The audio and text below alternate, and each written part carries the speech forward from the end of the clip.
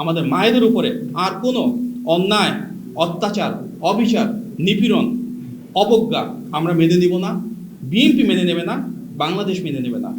এই পোস্টটা যদি সত্যিই হয়ে থাকে তাহলে আমাদের জন্য সেটি অত্যন্ত দুঃখজনক, হতাশাজনক।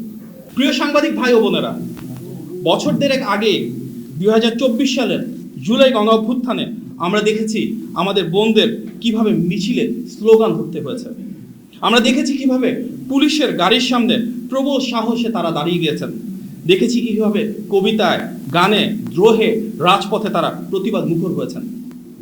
আমাদের মায়েরা পানি হাতে, বাসায় বানানো খাবার হাতে রাস্তায় নেমে এসেছেন।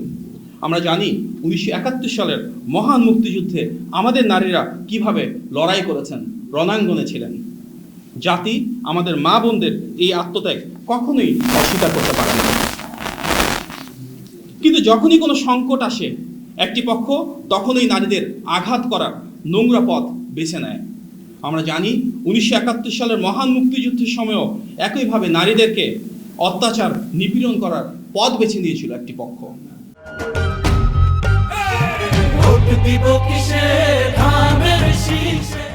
লাখো মা বোনের সম্ভ্রম হারানোর কালো অধ্যায় পেরিয়ে আমরা আমাদের এই স্বাধীনতা পেয়েছি। মায়ের মতোই দেশ কিংবা দেশই তো আমাদের মা। সুতরাং আমাদের মায়েদের উপরে আর কোনো অন্যায়, অত্যাচার, অবিচার, নিপীড়ন, অবজ্ঞা আমরা মেনে নিব না, বিএনপি মেনে নেবে না, বাংলাদেশ মেনে নেবে না। জামাত বলছে মানুষ নাকি বিএনপিকে আগেই দেখেছে, এবার তাদেরকে দেখার পালা। কিন্তু দেশের মানুষ ইতিমধ্যেই দেখা শুরু করেছে মধ্যযুগীয় বর্বরতার নামে কিভাবে অর্ধেক জনগোষ্ঠী তথা আমাদের মা ও বোনদের অপমান করা হচ্ছে। বিএনপির পক্ষ থেকে আমরা সুস্পষ্টভাবে বলতে চাই, দেশ জুড়ে ও অনলাইনে নারীর মর্যাদা রক্ষার প্রশ্নে কোনো আপোষ নেই, কোনো ভয় নেই, কোনো পিছু হটা নেই।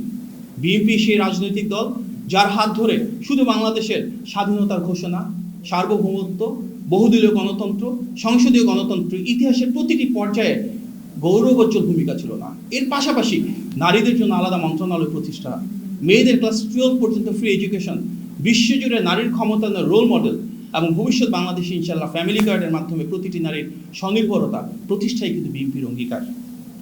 আমরা বিশ্বাস করি যে বিষয়গুলো নিয়ে আজ সারা বাংলাদেশ সংক্ষুব্ধ সেটি সঠিকভাবে জানা প্রয়োজন।